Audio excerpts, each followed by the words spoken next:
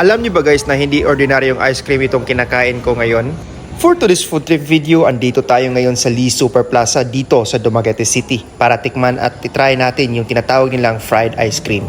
At nandito na tayo ngayon sa Miguelito's Fried Ice Cream na matatagpuan lamang dito sa 5th level or food court dito sa Lee Super Plaza. At nakapromo yung fried ice cream nila sa halagang 65 pesos only at marami tayong toppings options. Merong cheesecake bits, Grahams, Kisses, mini Oreo at iba-iba pa. At pwede mo i-customize yung fried ice cream mo sa dip and toppings option. At ganito lang pala yung paggawa ng fried ice cream.